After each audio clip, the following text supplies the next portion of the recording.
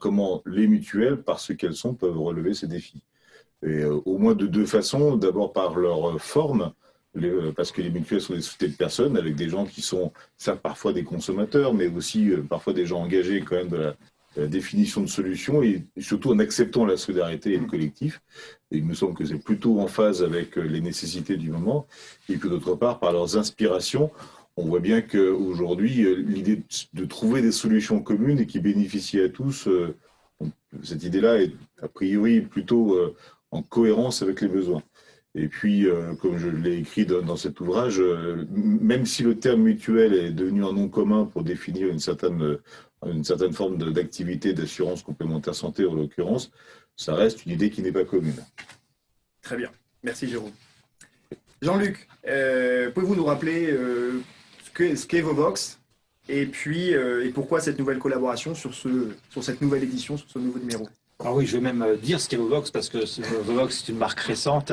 Elle a été créée il y a quelques mois en fait. Elle agrège un certain nombre de nos outils de communication qui existaient par ailleurs, comme l'assurance en mouvement, comme nos web TV et un certain nombre d'autres publications et observatoires que nous faisons sur le secteur de l'assurance, de l'épargne, de la prévoyance et de la banque. Donc c'est une marque récente. La ligne éditoriale de Vovox est basée sur l'innovation et la transformation. Et comme le disait très justement tout à l'heure Stéphanie, voilà, excusez-moi. L'engagement, pour moi, est le carburant effectivement essentiel du mutualisme. Et plus généralement, je pense qu'il est le carburant de toute entreprise. Et que sans carburant, l'entreprise ne fonctionne pas. Donc il était complètement naturel. L'idée était soumise par The Links d'ailleurs sur ce thème, hein, il faut le signaler.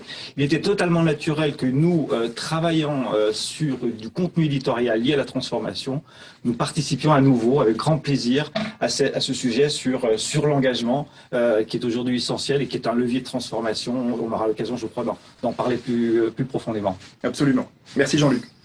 Eh bien, écoutez, je vous propose de continuer cette immersion dans ce bel ouvrage et peut-être que Guillaume va nous présenter le baromètre qui a été donc mené sur l'engagement des Français en 2020. Oui, alors, au sein de l'ouvrage que vous pourrez lire plus longuement, vous retrouverez en fait l'ensemble de l'étude et de ses résultats. Donc, une étude qui a été menée fin 2019. Sur l'engagement des Français en 2020. Donc une étude réalisée auprès d'un échantillon en fait de 1000 personnes, femmes et hommes, âgés de plus de 18 ans, par l'Institut d'études Moaï.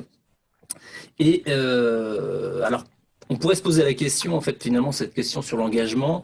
On l'a mesuré fin 2019, nous sommes mi-2020. Pourquoi, en fait, ces éléments sont toujours d'actualité? Eh bien, justement parce qu'une crise en fait est passée par là, une crise sanitaire qui, je pense, a mis en lumière un petit peu l'engagement de manière un peu plus importante. Si on avait mené cette étude pendant cette période, je pense que les résultats auraient été faussés. Le fait d'avoir des résultats en fait qui sont pris à un moment où il n'y avait pas d'actualité brûlante vraiment sur l'engagement, fait que ces chiffres, ces données en fait sont un bon étalon, on va dire, de l'engagement. Néanmoins, on envisage sur cette fin d'année de mesurer à nouveau l'engagement des Français pour pouvoir vérifier les impacts de la crise qui, selon nous, déjà, ont dû accentuer encore l'importance de l'engagement, au moins enfin, l'engagement des Français et l'importance de la vision qu'ils ont et de la compréhension qu'ils ont de l'engagement. Alors, quelques données, en fait, en synthèse pour vous aider à comprendre les résultats de l'étude. Donc, première chose, 77% des Français attendent des entreprises qu'elles prennent des engagements sur des sujets de société. C'était vraiment une nouveauté. Avant, on attendait que les entreprises s'occupent de fournir un produit, un service. Voilà. Aujourd'hui, les Français attendent plus de ces entreprises. Elles attendent en fait qu'elles s'engagent dans la vie de la société. Parmi ces 77%, 81% seraient prêts à les soutenir, donc à s'engager auprès d'elles. Et 80%, c'est un chiffre intéressant aussi, seraient prêts à quitter ou boycotter une entreprise pour défaut d'engagement. Donc l'engagement, c'est un peu une pièce à deux facettes, hein. C'est un côté gagnant si l'engagement pris est assumé par l'entreprise et partagé par les Français. Et au contraire, pour un défaut d'engagement, là où on vous attendrait et l'entreprise ne serait pas présente, eh ben, il peut y avoir sanction. Les différentes formes de soutien, c'est important de savoir en fait comment les Français pourraient soutenir ces entreprises, soit en les accompagnant sous pétition, soit sous partage d'informations, donc relais d'informations principalement sur les réseaux sociaux. 47% seraient prêts à acheter ces produits et services de cette entreprise, voire participer en tant que bénévole aux causes défendues par l'entreprise. Et enfin, une chose intéressante pour tous les services RH, travailler pour l'entreprise en question.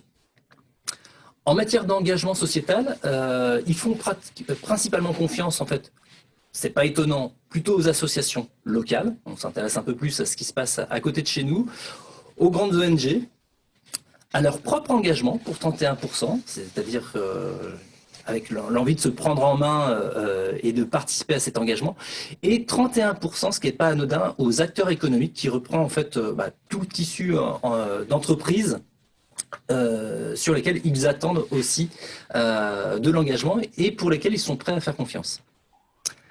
Plus concrètement, on s'aperçoit que, l'étude nous dit que plus de 6 Français sur 10 accordent de la valeur à l'engagement. C'est-à-dire que ce n'est pas forcément qu'un effet de mode. Et 54,1% de ces Français se considèrent aujourd'hui comme engagés. Alors, pareil, les causes de leur engagement. J'allais dire, l'actualité nous montre, les causes de leur engagement sont principalement en fait environnementales, hein, pour 50%, avec la protection de la nature, faune et flore à 40%. Mais on n'oublie pas non plus les sujets qui nous touchent un peu plus, c'est-à-dire la santé à 24,5%, la vie locale à 24,9% et la vie sociale à près de 28%. Pardon. Un engagement aussi qui peut s'exprimer sous différentes formes, là pour le coup, mais les Français, comment ils vivent cet engagement, c'est-à-dire en donnant du temps pour 46%, en participant à des événements, en soutien et relais d'information, toujours pour 30%, soutien financier, 26%, et la responsabilité dans une structure pour 11%. Enfin, on peut dire que sur nos 26% de Français qui déclarent être engagés auprès d'une mutuelle, une grande majorité, et Jérôme le soulignait en fait de cette ambivalence entre finalement ce qu'est une mutuelle et puis l'offre, 90% se sentent engagés dans une mutuelle en tant qu'adhérents. Donc simplement le fait en fait d'être adhérent pour eux évoque le fait d'être engagé. Et après, on est sur les chiffres plus proches de la réalité, c'est-à-dire 8,5% sont militants et 4,2% en tant qu'élus. Cet engagement, en fait, ce qui est important, c'est qu'on essaie de savoir d'où venait cet engagement, quelle était la source de l'engagement. Cet engagement vient souvent en fait de l'environnement donc professionnel. Donc l'entourage professionnel fait qu'on s'engage plus, et donc ça pour 48%. Certains par des convictions familiales partagées, donc pour 20%, la volonté personnelle de s'investir, 17%, par hasard quand même, hein, 16% encore se sont engagés par hasard, ou enfin par la rencontre de personnes engagées pour 11%. On s'aperçoit grosso modo quand même que l'environnement a une grande part d'influence sur cet engagement. Pour finir, dans les données chiffrées, en fait pour les non engagés vis-à-vis d'une mutuelle, on a essayé de savoir quels étaient les grands freins majeurs. Pour 33,6%, la non-visualisation de l'objet de l'engagement est le principal motif en fait, d'un non-engagement. C'est-à-dire que les gens ne savent pas forcément pourquoi ils vont s'engager. Et pour 43,9%, c'est la forme de l'engagement. C'est-à-dire, OK, on veut bien s'engager, mais comment? Qu'est-ce qu'il faut faire? Voilà un petit peu un rapide panorama. Encore une fois, tout l'ensemble de l'analyse se retrouve dans l'ouvrage que vous pourrez parcourir. À retenir derrière ça, en fait finalement on l'a dit, hein, l'engagement est une valeur fondatrice du mutualisme, mais cette notion a pris une forte couleur environnementale en 2020. Je pense que les municipales finalement ne font que répondre un petit peu à cette première mesure que l'on avait. Donc tous les acteurs du monde économique en fait peuvent et vont se positionner. On le voit, hein, les grandes marques commencent à venir. On pourrait même les taxer d'une certaine... Comment dire? On pourrait avoir une... Opportunisme. Oui, on peut dire ça, opportuniste. Mais on pense que nous, fondamentalement, c'est pourquoi on a sorti cet ouvrage, les mutuelles ont un rôle à jouer et ont surtout une légitimité plus forte que d'autres.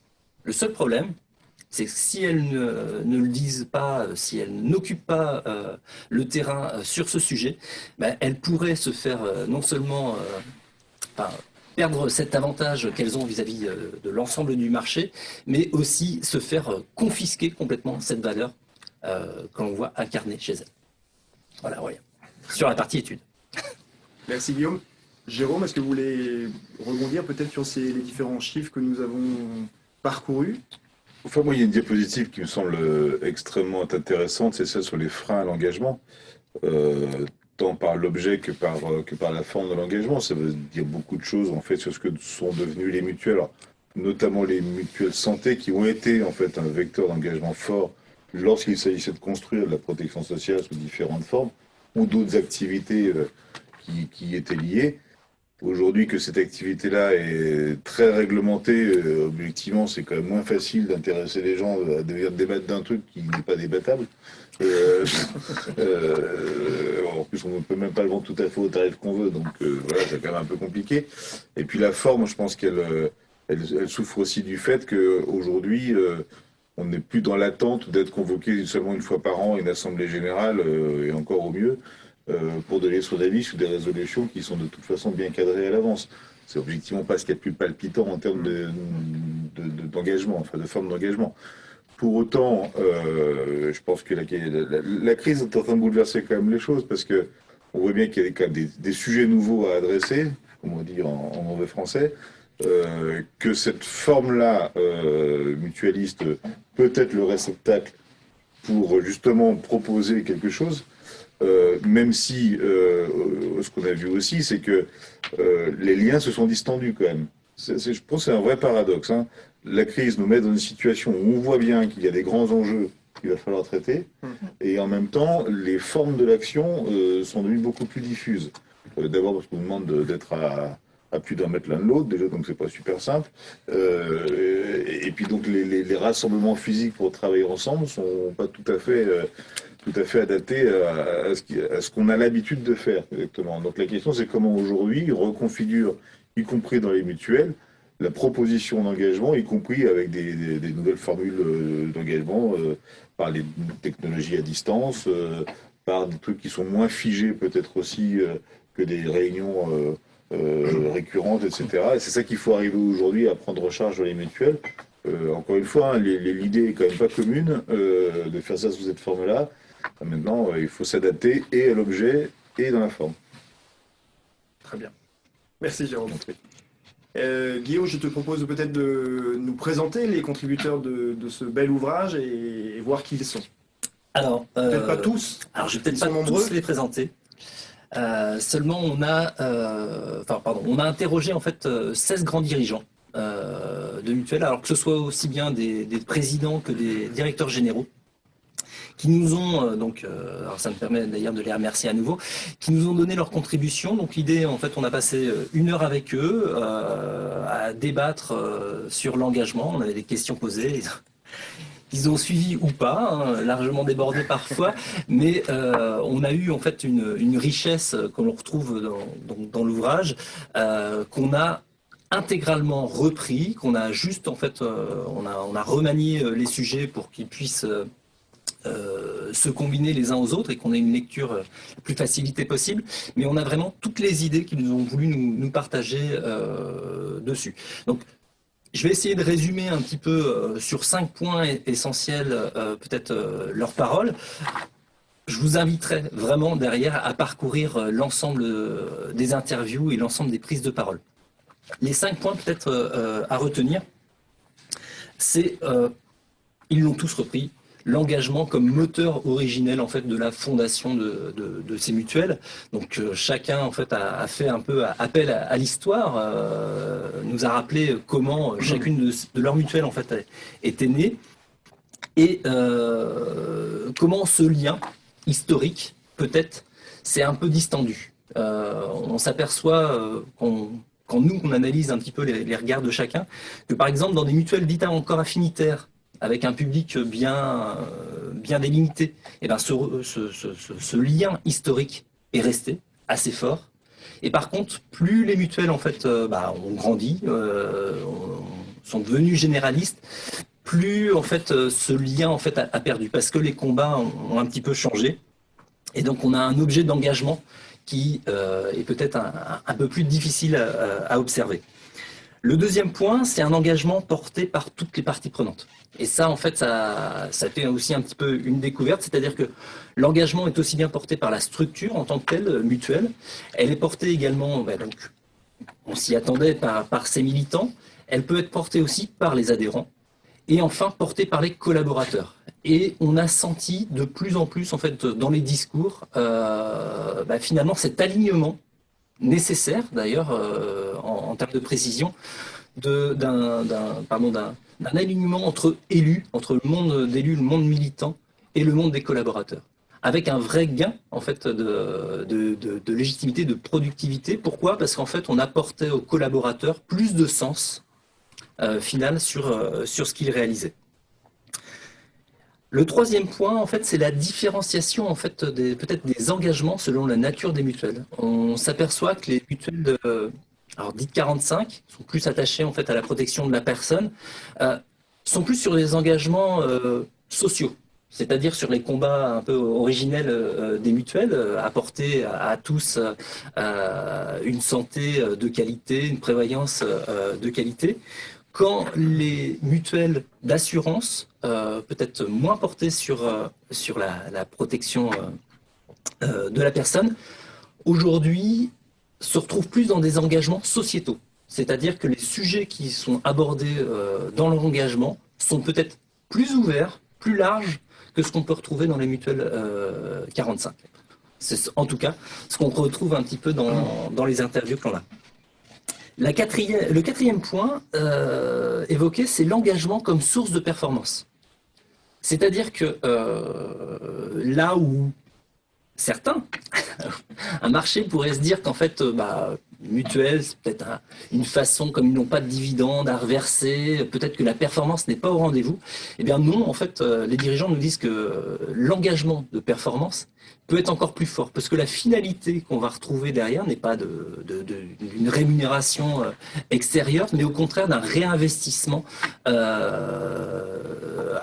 encore engagé. Alors, je vais juste soulever là-dessus, parce qu'on nous en a parlé d'une notion qui est apparue lors de ces interviews, qui est le dividende social, qui serait une manière de quantifier en fait l'engagement des mutuelles, différencié quelque part de ce qu'on pourrait appeler bénéficiaire, qu'il reprendrait en fait l'ensemble des choses qui sont faites sous la bannière de l'engagement et qui permettent derrière d'être redistribuées un petit peu à tous. Donc avec un cercle vertueux, c'est-à-dire que les collaborateurs, par leur travail, par leur performance, en fait, feraient grossir en fait ce dividende social, qui serait piloté par le monde militant et les élus, donc qui choisiraient quelque part sur quoi investir l'engagement. Et chaque adhérent pourrait en être à la fois bénéficiaire, mais aussi en tant que adhérent, donc apportant sa pierre à l'édifice en termes de cotisation, aussi participer finalement à la performance de ce modèle. Donc un modèle qui se voudrait vertueux pour tous. Donc, ça, c'est pas une réinvention, ça existe. C'est peut-être simplement marketer un petit peu ça pour le rendre un peu visible. Ce qui me permet d'aller sur le cinquième point. Le cinquième point évoqué, en fait, c'est un engagement, j'ai dit, historique qu'il faut renouveler. Parce que peut-être qu'il passe moins avec de nouvelles générations en fait d'adhérents ou de militants. Enfin, il faut le rappeler déjà, parce que peut-être qu'on l'a plus assez dit, et qui reste à démontrer. C'est-à-dire que aujourd'hui, on parlait de l'objet de l'engagement et ce qui nous est évoqué là, c'est la nécessité sans cesse de démontrer en fait cet engagement et de matérialiser en fait sa finalité. Voilà. Super. Jean-Luc, peut-être une réaction sur peut-être un thème qui est plus cher à ton cœur. Alors, plus qu'un thème, et sans revenir sur ce que Guillaume a formidablement bien dit, je pense qu'au-delà des contributions, des idées, des convictions qui transpirent de cet ouvrage, je crois qu'il y a une nécessité absolue dans une société basée sur des temps courts et de plus en plus courts, de se projeter et de rentrer, comme les fondamentaux du mutualisme et de l'assurance au sens large, de rentrer dans des cycles un peu plus longs de réflexion. Et je crois que cet ouvrage, au-delà des éléments ressortis par Guillaume, nous donne des directions. Et je pense fondamentalement que nous avons tous besoin de quelques directions à prendre. Et une des directions, bien sûr, est celle de l'engagement, celle qui était évoquée dans cet ouvrage. Mais la grande vertu de cet ouvrage, c'est de nous donner un peu des objectifs, des directions. Et en cela, on est comblé par la qualité en fait, des interviews et des dirigeants qui ont bien voulu se projeter.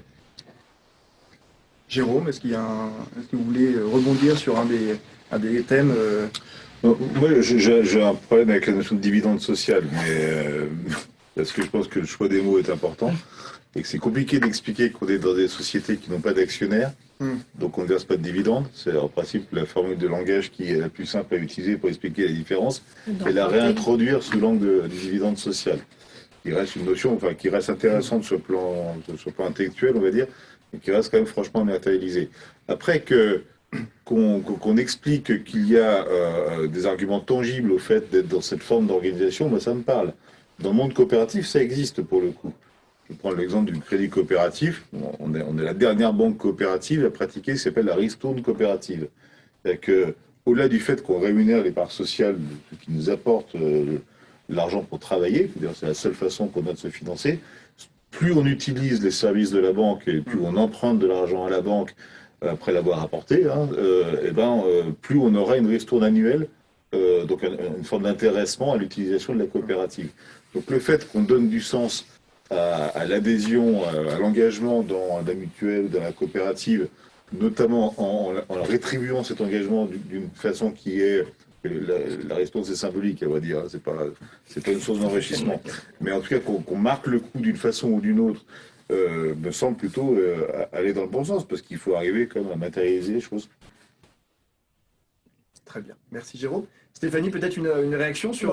peut-être pour rebondir sur le dividende social, mais voilà, quand certains nous empruntent l'engagement, est-ce qu'on n'a pas envie de leur emprunter leur vocabulaire et le dividende tel qu'ils le formulent, justement pour aller vers la performance? Bon, c'est des discussions qu'on a parfois, mais voilà, c'est un ressort de communicant parfois d'aller chercher les ressorts des autres. Quand on je suis pas un bon communicant, quoi. C'est pas ce que je veux dire. Très bien, merci Stéphanie. Je vous rappelle, n'hésitez pas à poser vos questions. Il y a un parterre de gens passionnés et passionnants sur les sujets de l'engagement mutualiste. N'hésitez pas à saisir l'occasion qui vous est donnée. Peut-être une question pour Jérôme. Oui. Pouvez-vous nous parler de l'impact de la crise récente sur l'engagement? Je crois l'avoir déjà un peu dit tout à l'heure, c'est qu'il y a ce paradoxe dans lequel on est, c'est-à-dire qu'il y a de plus en plus de sujets d'engagement avec une complexité à les aborder. Voilà. Je pense que ça se mesurera de toute façon sur la durée, mais moi je ne ferai pas dater ces bouleversements-là de la crise qu'on vient de connaître. Je rappelle juste qu'on a quand même vécu une autre crise juste avant, qui est celle des Gilets jaunes, qui ne ressemble pas du tout à celle-là, bien évidemment, mais qui montrait aussi qu'il y avait d'autres sujets d'engagement profondément ancrés, en tout cas, on parle de la France là pour le coup, mais profondément ancrés dans le territoire français, avec d'autres catégories de personnes qui ont dit leur souci de s'engager en fait d'une certaine façon. Je ne parle pas des casseurs, je parle des gens qui, pour la première fois de leur vie, sont sortis de leur quotidien pour dire qu'ils avaient envie de quelque chose d'autre en fait, et qu'on les entende, ne serait-ce que ça. Donc on a un vieux pays d'engagement, à vrai dire. La crise ne fait que rajouter des causes d'engagement. Là où je pense qu'il y a un sujet, c'est que les formes de l'engagement ne sont plus adaptées ni aux aspirations individuelles, ni forcément au sujet auquel ça s'adresse. Et si on veut bénéficier de cette capacité à l'engagement, il faut qu'on réinvente les formes de l'engagement. Très bien. Guillaume, tu voulais réagir sur... Oui, je voulais juste aborder un dernier point sur l'ouvrage. Avant peut-être de reprendre le fil des questions, c'est justement comme le disait, comme vous le disiez tous les deux, à la fois Jérôme et Jean-Luc, à la fois sur l'épreuve de l'engagement et puis aussi sur le côté, Les formes. on souhaite en fait donner des indications, enfin des marqueurs ou éclairer peut-être un petit peu les gens qui peuvent se poser des questions sur quelles sont les nouvelles formes en fait d'engagement. On a interviewé en fait 5 porteurs de projets, 5 personnes qui portent des projets au sein des structures mutualistes, avec des formes assez différentes en fait on va dire de l'engagement, ou qui matérialise l'engagement de manière un petit peu différente. Alors c'est le cas de Mon ESS à l'école, qui est réalisé par l'ESPER, c'est l'économie sociale partenaire de l'école de la République, où on retrouve en fait beaucoup d'organisations en fait derrière cette appellation, et on avait en fait Juliette Perchepied, ancienne présidente et aujourd'hui chef de cabinet à la MGEN, qui nous a présenté en fait une fiche, un cas pratique de cette initiative qui, on va dire, valorise en fait l'engagement, mais surtout de manière pédagogique auprès des enfants, et qui donne en fait tout un matériel pédagogique aux enseignants pour aider en fait les enfants à découvrir le monde de l'ESS, mais de manière pratique. Et quelque part en fait, je trouvais ça intéressant en fait de revenir dessus, parce que l'engagement, c'est pas inné. On a vu dans l'étude en fait que ça dépend beaucoup de l'environnement. L'environnement scolaire, en tout cas pour la MGEN, la Maïf et les personnes qui soutiennent l'ESPER, c'est important de l'inculquer en fait assez tôt. Donc, ça nous paraissait intéressant d'avoir ce cas-là. Le second cas, en fait, c'est un lieu. Donc, pour le coup, c'est un lieu physique, c'est le Maïf Social Club. On a interviewé David Berbin, le responsable du projet, depuis l'origine.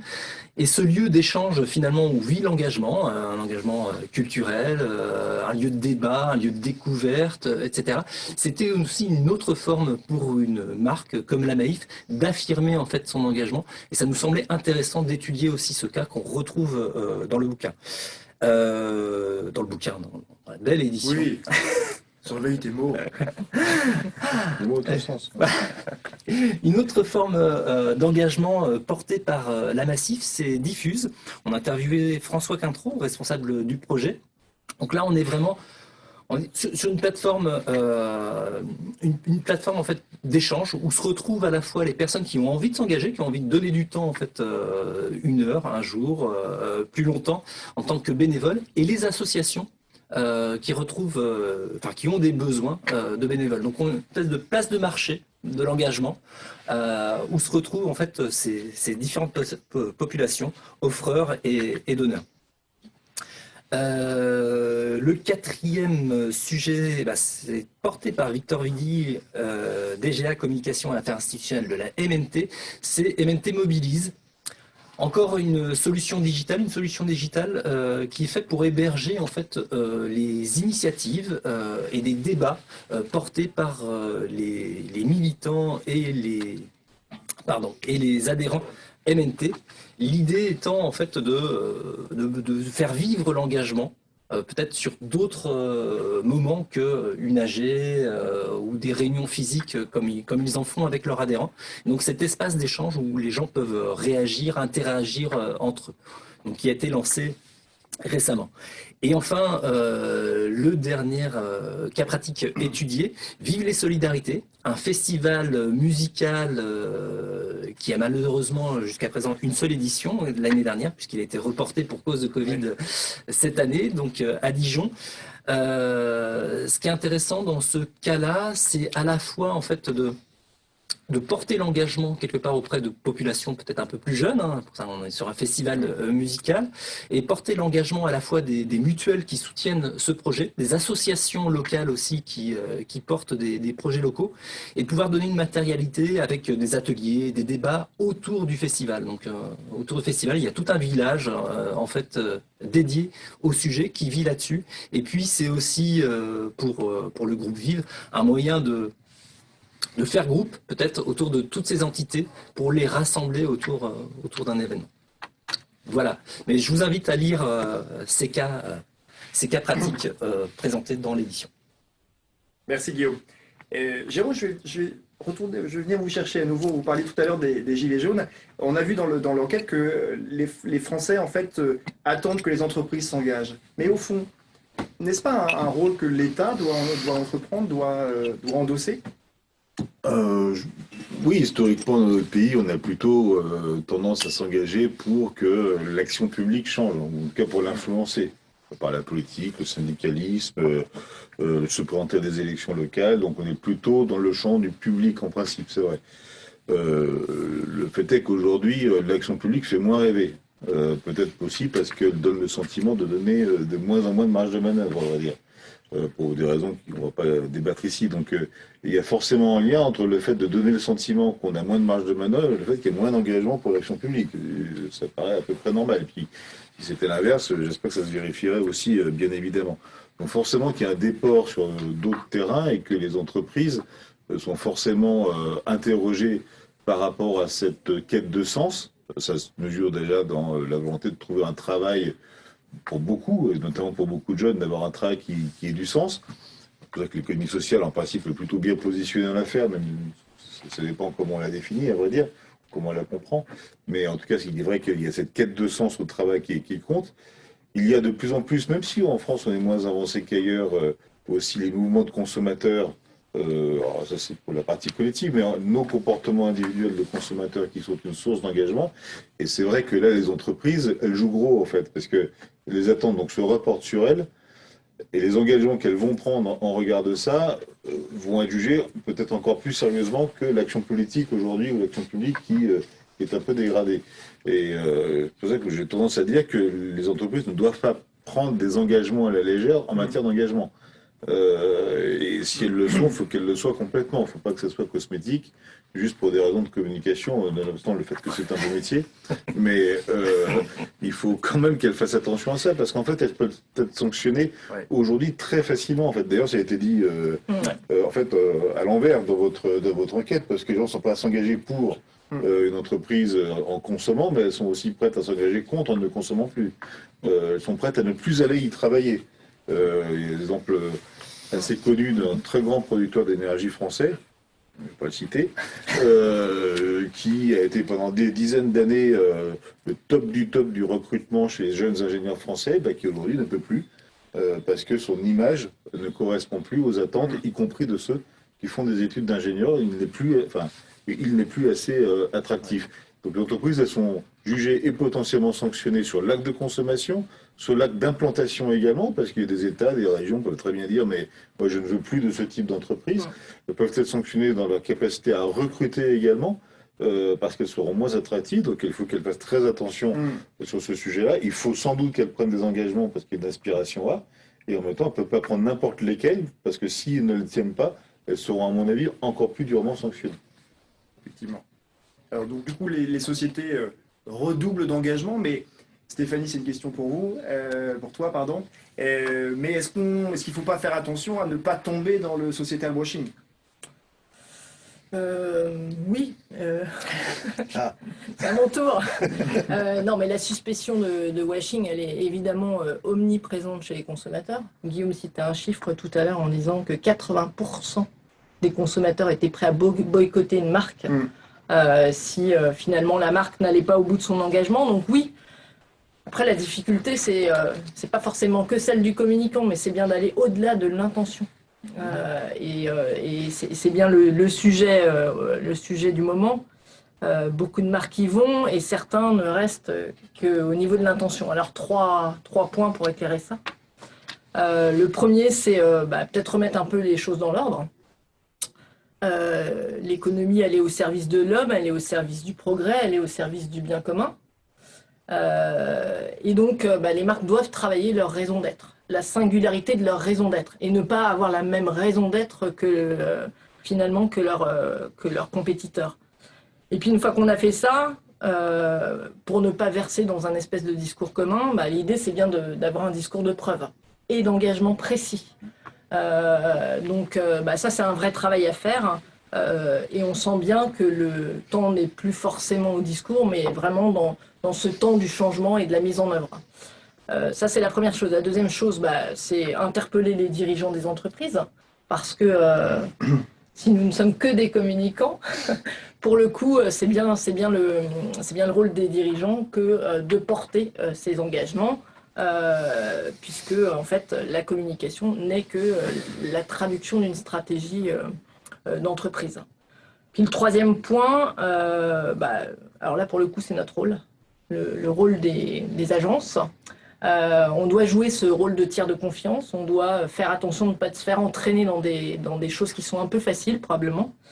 Il y a un travail d'introspection, et il y a même un travail d'introspection dans la manière même de pratiquer notre métier, hein, donc avec une communication plus vertueuse, avec plus d'impact.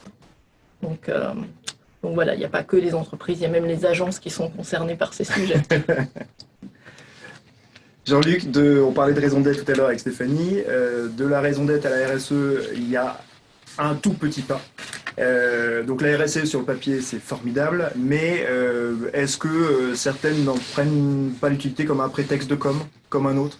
Il y a évidemment du coloriage marketing, ça je crois que tout le monde l'admet.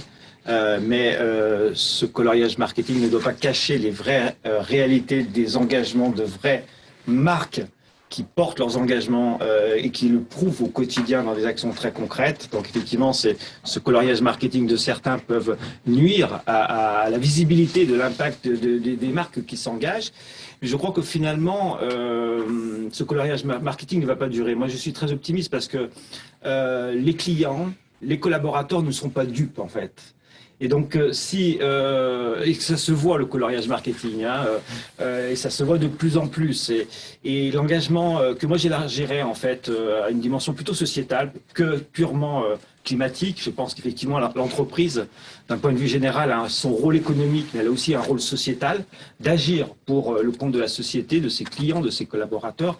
Et je crois que ceux qui s'aventurent dans des raisons d'être un peu cosmétiques ou un peu graphiques, sans qu'il y ait de réalité concrète et dans l'entreprise et dans la vie de leurs clients, se trompent lourdement. Donc je pense qu'ils seront naturellement entre guillemets, sanctionnés par le marché ou par leurs collaborateurs qui verraient cette fausse attractivité, puisqu'aujourd'hui, l'engagement, tout le monde le sait, c'est un levier de performance, c'est un facteur d'attractivité. Si on veut attirer de nouveaux talents, il faut être engagé et il faut apporter la preuve, comme le disait Stéphanie tout à l'heure, de ces engagements. Donc personne n'est dupe. Donc je pense que le coloriage marketing ne va pas durer. Donc on assiste à une professionnalisation de l'engagement, peut-être Jérôme dans l'écho de ce que dit Jean-Luc, est-ce que vous êtes d'accord avec ça? Est-ce qu'on devient professionnel de l'engagement ou est-ce qu'on choisit de l'être? Je pense que dans les entreprises, il y a besoin de professionnels de l'engagement parce que ça ne s'improvise pas comme ça, en fait. A fortiori dans l'entreprise dont c'est pas matricé par ça à l'origine. Donc, en revanche, je serais contre la professionnalisation à outrance de l'engagement ou encore pire son institutionnalisation. Aujourd'hui, ça fait quoi ce que j'ai dit tout à l'heure, on peut plus seulement raisonner en termes strictement institutionnels, trop bordés, même s'il faut des repères évidemment. Et dans l'économie sociale, on a tendance à dire qu'on est une économie citoyenne par nature, donc on demande aux gens de venir et puis d'apporter quelque chose d'eux-mêmes en fait pour faire quelque chose de collectif. La transposition au monde de l'entreprise que j'appellerais moi conventionnelle n'est pas si simple que ça en fait. La loi Pacte apporte des réponses, à mon sens, aujourd'hui insuffisantes, mais il n'y a pas encore le recul nécessaire, à vrai dire, pour aller vraiment porter des jugements. Mais la pratique de la raison d'être est un exercice d'introspection intéressant. Sa formalisation peut apprêter à sourire, au mieux. Parce que, elle est une entreprise qui arrive à dire en 2 phrases ce qu'elle est et une autre qui a besoin d'une page entière et qu'à la fin on ne comprend plus très bien où est-ce qu'on voulait en venir, ça montre bien qu'il y a un sujet quand même. Et puis au-delà de ça, c'est pour ça que je pense que le plus intéressant dans la loi Pacte, c'est potentiellement l'entreprise à mission, à condition là aussi que que la mission soit définie de telle façon à ce que son application de la mission repose bien d'une part sur la bonne association des vraies parties prenantes, parce qu'en fait la loi Pacte permet quand même de décider un peu qui on veut mettre dans les parties prenantes, donc ça peut être arrangeant parfois d'en avoir une définition plus ou moins large, et à condition de rentrer grâce à ça dans ce qu'est la production de valeur de l'entreprise. accessoirement dans sa répartition après. Mais si on ne va pas au cœur en fait, du modèle de l'entreprise en termes de production de valeur, de biens, de services à l'origine, etc., on a loupé quelque chose. C'est pourtant en résonance avec des grands enjeux qui sont impactés par ça qu'il faut raisonner en fait. Puisque les enjeux de la transition énergétique, des nouvelles mobilités, etc., amènent à réinterroger le fonctionnement des entreprises et ce qu'elles produisent. Et si c'est simplement une introspection, ça ne suffira pas. Il faut aller ensuite derrière dans la façon de produire ce que l'on produit et comment on répartit la valeur créée. D'accord.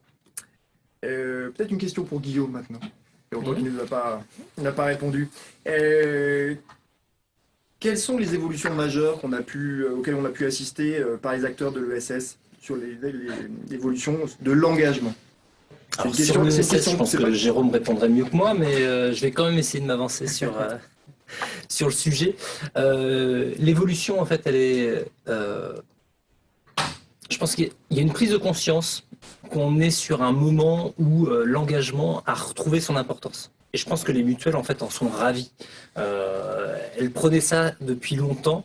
Il y a, on va dire, un terreau favorable, en fait, à l'écoute et à l'intérêt sur l'engagement. Donc ça, c'est une bonne nouvelle plutôt pour les mutuelles. Comme le disait aussi Jérôme, on doit évoluer vers de nouveaux formats, en fait, pour faire vivre l'engagement. L'engagement tel qu'il était institutionnalisé, on va dire, dans les mutuelles, quelque part, il doit évoluer parce qu'on a envie parfois de pouvoir s'engager à un moment donné, plus ou moins long d'ailleurs, et peut-être pas sur des mandats extrêmement longs, peut-être pas à un moment donné où, comme vous le disiez, tout est déjà un petit peu décidé d'avance et on vient voter, on vient de tamponner quelque part un document qui est préparé et qui est tellement réglementé que finalement les marges de manœuvre sont extrêmement faibles. Donc ça doit pouvoir se réinventer. Il y a quelques pistes au sein de l'ouvrage, mais je pense que c'est un sujet qui aujourd'hui mérite d'être creusé plus profondément au sein des entreprises. Voilà. Et puis l'environnement évolue aussi. Hein. On s'aperçoit, par exemple pour les mutuelles dites 45, que la santé, c'est devenu quelque chose de beaucoup plus global que la complémentaire santé et qu'être aujourd'hui simplement un prestataire, on va dire, qui vient compléter ce qu'offre la sécurité sociale.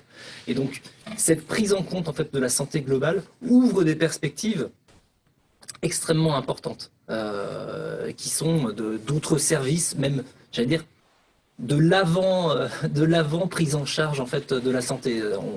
On parle prévention, alors tout le monde a intégré la prévention dans son offre. Personne n'a trouvé encore le modèle, je trouve, pour rendre la prévention comme un dû et quelque chose vraiment d'activé auprès de la population. Voilà. Jérôme a certainement des peut-être compléter parce que quand on parle de l'ESS... Oui. C'est peut-être un sujet sur lequel... Non, mais c'est Guillaume qui me fait réagir, mais il me semble assez flagrant que d'abord la crise vient de nous réapprendre ce que ça veut dire la prévention. En partie, réapprendre les gestes basiques en matière d'hygiène, pas de distanciation sociale, je déteste ce terme, à vrai dire, mais enfin en tout cas de respect par rapport à l'autre, etc. C'est déjà assez fondamental. Les mutuelles, elles ont sur ce terrain-là et au-delà de ça, sur le terrain de la santé environnementale, des marges de manœuvre qui sont considérables en fait. Et je suis sûr que ça sera plus attractif que de venir débattre du montant des remboursements des lunettes en fait, sur lesquels, à vrai dire, il n'y a pas grand-chose à dire. Donc il y a d'abord ce premier terrain-là. Après, il y a, à mon avis, un autre sujet qui est super important, c'est que les mutuelles sont organisées assez classiquement sous une forme pyramidale, parce qu'en fait, c'est des statuts associatifs appliqués au champ mutualiste, en fait. Donc, il y a des adhérents, des assemblées générales, des conseils d'administration, des bureaux qui se réunissent à intervalles réguliers, dans un cadre assez formel, etc. Et la construction juridique, je ne dis pas qu'il faut la changer. Par contre, le fait de proposer à des adhérents de pouvoir se mobiliser autrement que par le fait de briguer un mandat dans ces instances-là me semble fondamental. Et ne pas le faire non plus sur une seule base territoriale. il y a des affinités qui se créent dans un collectif, y compris mutualiste, qui n'ont pas forcément grand-chose à voir avec le fait qu'on vit dans la même ville. Mais parce qu'on a le même âge, parce qu'on a les mêmes intérêts, je sais pas, culturels, sociétaux, etc. Et se regrouper sous forme de communauté au sein d'une mutuelle me semble plutôt un bon terrain. Puis le troisième et dernier point que je voulais évoquer, il est en lien avec l'organisation pyramidale et juridique, on ne peut pas résumer la question de l'engagement à la question du vote, in fine. Sauf que c'est souvent comme ça que ça marche dans nos structures de l'économie sociale. On propose, et on en fait d'ailleurs un titre de gloire, à nos adhérents, à nos sociétaires, de venir voter une fois par an sur des résolutions. Ce qu'ils font de moins en moins, on va dire, par ailleurs. Oui, quand on voit les taux de Donc, participation. oui, on ne va pas dire que ça progresse. Donc, non, par contre, ce qui progresse, c'est la fidélisation. Et ça, c'est pas neutre quand même, c'est un phénomène super intéressant dans l'ESS. La plupart de nos structures se caractérisent par des vraies politiques de fidélisation qui les distinguent fondamentalement des autres. La BAIF, notamment, ce qu'on a parlé, est à moins de 5%, je crois, de taux de rotation de ses adhérents chaque année, ce qui est exceptionnel. Chez les grands assureurs capitalistiques, on est à 25 ou 30%. C'est pas neutre, hein, quand même. Et donc, mon point, c'était plutôt de dire qu'au-delà de la question du vote, que je ne remets pas en cause, hein, le vote est là pour sanctionner, c'est très bien, mais la question de la délibération, aujourd'hui, doit être fondamentalement interrogée. Le vote n'est que la fin du processus. Ce qui se pose pour les mutuelles, comme plein de formes d'économie sociale qui sont fondées sur une organisation démocratique, en tout cas en droit, c'est de savoir comment on amène la décision et comment on amène les gens à délibérer. Et dans nos sociétés qui a du mal en fait avec ces sujets-là, avec la délibération collective, on voit bien que dans le monde politique c'est une catastrophe, dans le monde syndical c'est compliqué aussi, dans le monde de l'entreprise c'est souvent tendu. Amener des espaces de délibération sur des sujets qui concernent la vie quotidienne des gens me semble aujourd'hui super stratégique. Les mutuelles, je pense qu'elles ont là-dessus, enfin, elles rassemblent des dizaines de millions de personnes aujourd'hui. C'est à elles de jouer pour proposer ces cadres-là, que ce soit sur l'activité en tant que telle qui nécessite un vote, et puis éventuellement sur d'autres sujets par ailleurs, et pas forcément une seule fois par an. Merci Jérôme. Guillaume, on ne sait pas comment se procurer ce bel ouvrage. Alors, Comment peut-on faire Elle n'a pour que le 5, lire? donc, voilà. Il en reste, puisqu'on le déconfine ce soir. Il y a un site internet, donc dessine-moi une mutuelle.fr. .com. Les deux arrivent au même endroit, donc n'hésitez pas.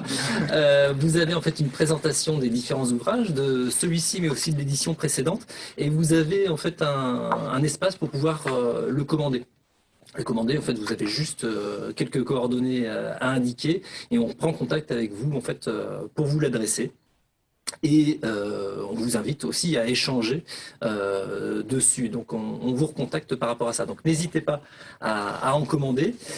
Qu'est-ce qu'on peut dire de plus aussi ici? C'est quand même le hashtag DM Mutuelle, puisqu'on vous invite en fait à partager cette initiative pour qu'elle puisse toucher le plus de monde possible, hein, vos collègues, vos dirigeants, vos collaborateurs, enfin bref, toutes les personnes qui peuvent être intéressées en fait par l'avenir des mutuelles et celui de l'engagement. D'accord. Est-ce que vous avez déjà l'idée du tome 3? Est-ce qu'on sait déjà quel va être le thème? Alors on a posé la question en fait en fin d'interview à toutes les personnes qu'on interviewait. On a une longue liste, on va dire, de thèmes. Et il nous faudra creuser en fait ces différents sujets pour voir en fait lequel est le plus intéressant pour une prochaine édition.